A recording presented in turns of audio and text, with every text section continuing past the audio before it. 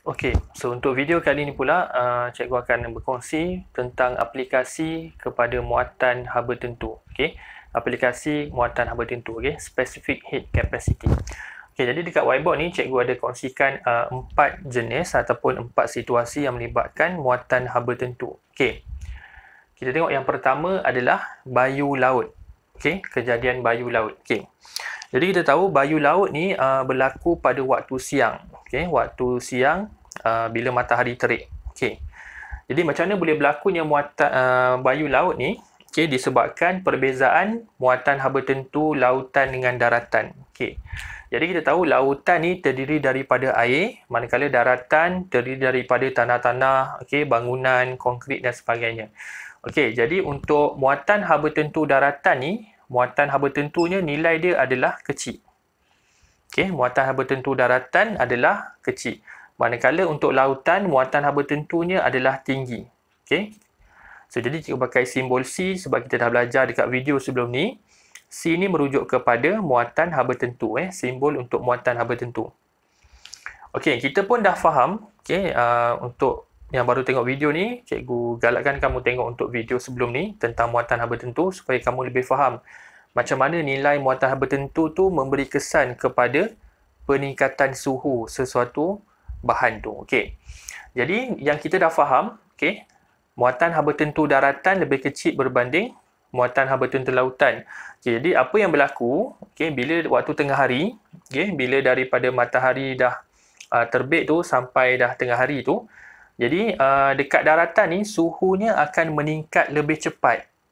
Okey, suhu dekat daratan meningkat lebih cepat berbanding suhu dekat lautan. Okey, kerana muatan haba tentu daratan lebih kecil berbanding lautan. Kan kita dah belajar kan, maksudnya muatan haba tentu kecil, suhu dia cepat naik dan juga cepat turun. Okey, jadi untuk kes bayu laut ni, dua-dua suhu naik, tapi daratan ni suhunya lebih cepat naik berbanding lautan. Lautan ni muatan haba tentu dia besar, jadi peningkatan suhu dia perlahan. Dia kena kumpul banyak haba baru je suhu air laut tu naik. Tapi daratan ni muatan haba tentu dia kecil, jadi dia kumpul sikit dia, suhu dia dah naik. Okey, jadi kita tahu matahari memberi peranan lah dalam kejadian bayu laut. Okey, di mana matahari ni akan membekalkan haba kepada lautan dengan daratan. Okey, jadi bila dah katakanlah dah pukul tengah hari, pukul 12, pukul 1 tu, matahari dah terik tu. Jadi daratan ni suhunya lebih tinggi berbanding lautan. Okey, kerana muatan haba tentu daratan lebih kecil berbanding lautan. Okey, jadi apa yang berlaku? Okey, daratan ni cepat panas. Okey, jadi udara panas daripada daratan ni akan naik ke atas. Okey, udara panas dekat daratan ni akan naik ke atas sebab suhu dekat daratan lebih tinggi berbanding lautan. Lautan ni atas ni udara dia sejuk lagi. Okey, dekat daratan ni udara dekat atas daratan ni dah panas. Jadi bila udara panas ni dia akan naik ke atas kerana udara panas ni dia kurang tumpat. Okey, dia less than. Jadi dia mudah naik ke atas. Okey, jadi apa yang berlaku? Okey, apa yang berlaku? Suhu dari udara daripada lautan akan bertiup ke daratan. Okey, jadi maksudnya udara sejuk yang ada dekat atas lautan tu akan bertiup ke daratan. Dia akan bertiup ke kawasan yang udara dah naik ke atas tadi. Maksudnya udara sejuk daripada lautan akan menggantikan udara panas dekat daratan yang dah naik ke atas. Okey, jadi maksudnya udara daripada lautan ni dipanggil bayu laut ataupun nama yang senang kita nak faham, angin dari laut. Bayu ni maksudnya udara ataupun angin tiupan dari laut. Bayu laut, angin dari laut. Faham ya? Maksudnya angin daripada lautan ni bertiup ke daratan sebagai bayu laut. Itu je lah. Nampak tak? So maksudnya udara tu, perbezaan muatan haba tentu tu menyebabkan pergerakan udara tadi tu. Okay, jadi udara sejuk dekat lautan bertiup ke daratan sebagai bayu laut. Jadi kamu ingat macam ni je. Bayu laut maksudnya angin dari laut. Okey, bayu tu maksudnya udara ataupun angin. Okey, bayu laut, angin dari laut. Jadi kalau ada pokok dekat sini, pokok ni akan bergerak ke kanan lah. Kan, pokok ni akan melambai ke kanan sebab angin bertiup daripada lautan ke daratan. Okey, boleh. Itu kejadian bayu laut. Okey, kita tengok pula pasangan dia. Bayu darat. Okey, kita dah boleh faham dah. Bila kata bayu laut, angin dari laut, bayu darat, angin dari darat. Okey, jadi bayu darat ni berlaku pada waktu malam. Okey, waktunya bila matahari dah terbenam tu, okey, lautan dengan daratan ni mempunyai haba kan. Okey, disebabkan matahari pada waktu siang tu dah berikan haba kepada lautan dengan daratan. Jadi bila matahari dah terbenam, lautan dengan daratan tu pula akan bebaskan haba. Okey, yang dia dah serap waktu siang tadi. Okey, jadi pada waktu malam, muatan haba tentu dia tetap sama, iaitu muatan haba tentu lautan lebih besar berbanding muatan haba tentu daratan. Okay, ingat walaupun siang dah jadi malam, tapi muatan haba tentu tu dia tak berubah. Maksudnya, lautan memang lebih tinggi berbanding daratan. Okay, lautan muatan haba tentu lebih tinggi berbanding daratan. Okay, sebab cikgu tak nak ada yang salah faham. Sebab diingat bila waktu malam dia terbalik. Kan, muatan haba tentu dia terbalik. Salah, sebabnya maksudnya muatan haba tentu tu dia kekal macam tu. Sebab dia memang dah, konsep muatan haba tentu ni dia macam takat didih lah, macam air kan. Takat didih dia memang 100. Okay, samalah muatan haba tentu lautan dengan daratan. Memang lautan memang akan tinggi berbanding daratan. Okay. Okay, jadi bila waktu malam, okay, kita tahu bila muatan haba tentu rendah, okay, bila muatan haba tentu daratan rendah, jadi suhu ni cepat menurun. Kan, jadi bila waktu malam tu, katalah pukul 10 ataupun 11 malam tu, dekat daratan ni, suhu dia dah rendah dah. Kan, sebab muatan haba tentu daratan rendah. Jadi, suhu dia, maksudnya suhu dekat daratan tu dah rendah. Okay, tetapi berbanding dekat lautan, pada 10 ataupun 11 malam, suhu dekat lautan ni masih lagi tinggi. Okay, dia menurun, tapi penurunan dia lambat. Disebabkan muatan haba tentu lautan ni yang besar.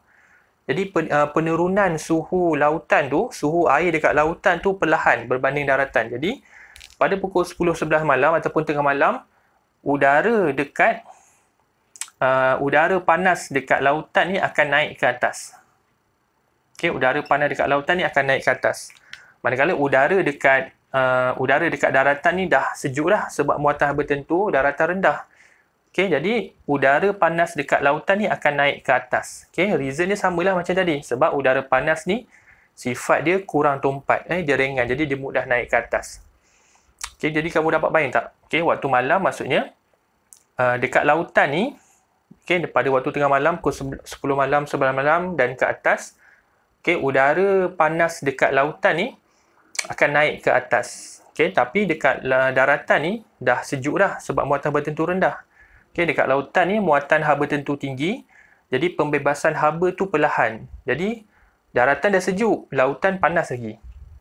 Kan? Sebab kamu kena ingat waktu malam matahari dah terbenam. Jadi sumber haba tu dah tak ada. Jadi haba yang dia orang dapat pada waktu siang tadi tu dia akan bebaskan haba tu waktu malam.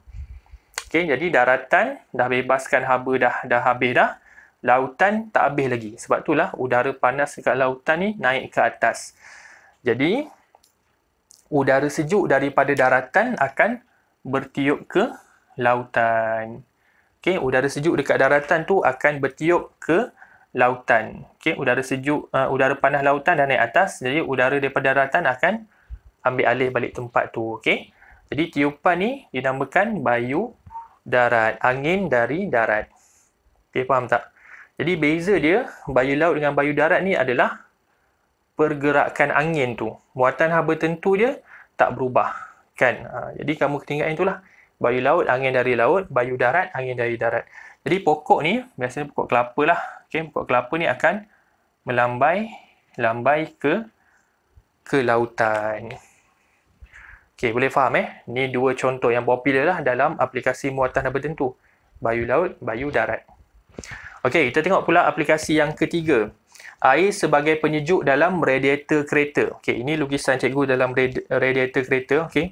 Radiator ni bahagian depan ya. Okey, yang ni bahagian ni adalah radiator kereta, yang ini adalah kipas. Kipas ni dia akan sejukkan air dalam radiator. Yang belah ni, belakang ni, ini adalah enjin kereta. Okey, cikgu lukis yang paling simple lah. Okey, harapnya boleh faham boleh gambar lah. Okay, kalau rasa tak pasti boleh rujuk buku teks itu lagi cantik.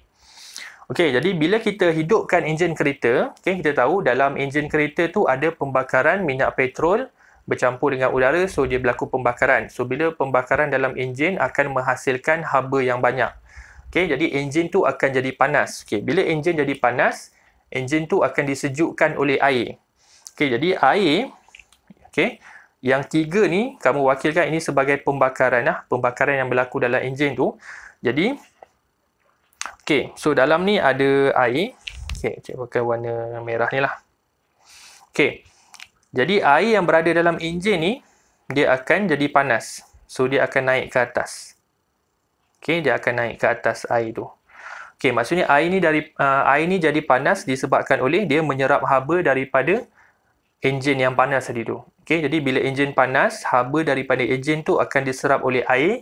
Jadi air tu suhu dia akan naik sikit-sikit. Okey. Kemudian air tu akan lalu dekat dalam radiator ni. Jadi bila air masuk dekat bahagian radiator ni, air yang masuk tu adalah air panas, suhunya tinggi. Jadi bila lalu dekat radiator ni, okey, dekat radiator ni dia ada macam ada laluan kecil, kita panggil sebagai sirip. Okey, sirip penyejuk. Okey, sirip penyejuk. Dia air tu akan lalu dekat sirip tu. Okey, so bila lalu daripada atas sampai ke bawah, okey, air tu daripada atas panas sampai dekat bawah ni suhu dia dah rendah sikit. Okey, dekat atas ni suhu dia tinggi, sampai dekat bawah suhu air tu dah rendah sikit.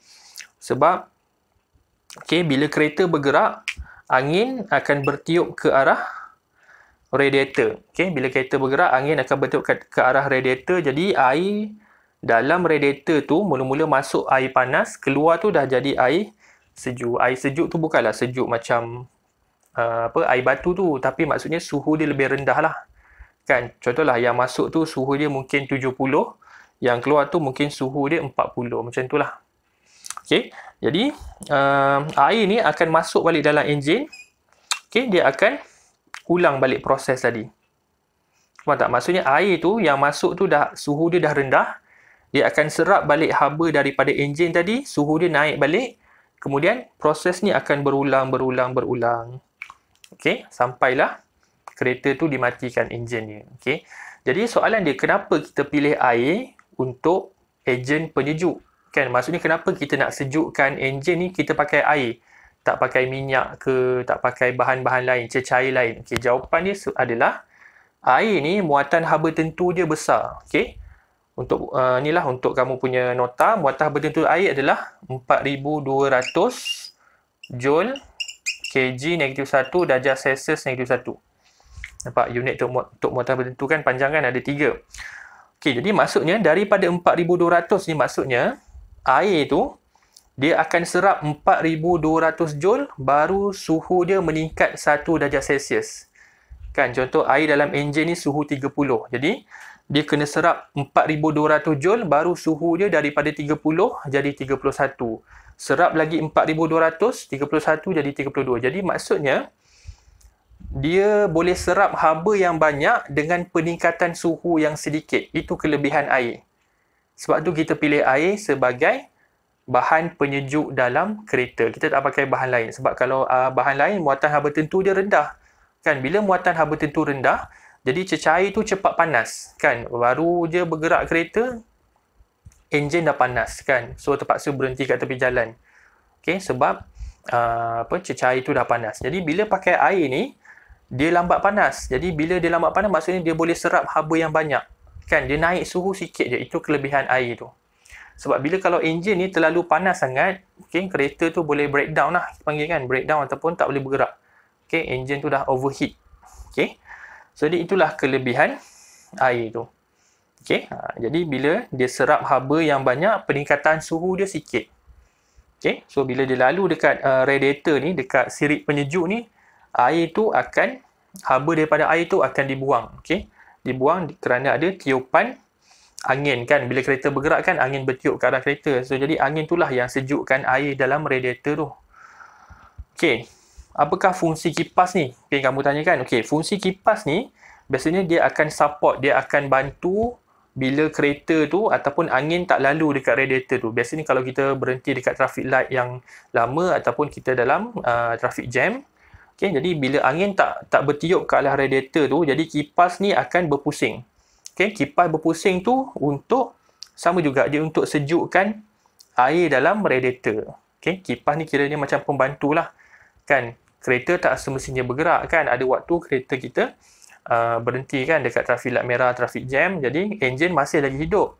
Okey, jadi kipas inilah yang akan sejukkan air dalam radiator kereta. Okey, biasa kamu akan dengar kan bila kamu berhenti lama, okey, enjin tak mati kan, kamu akan dengar kipas tu tiba-tiba berpusing.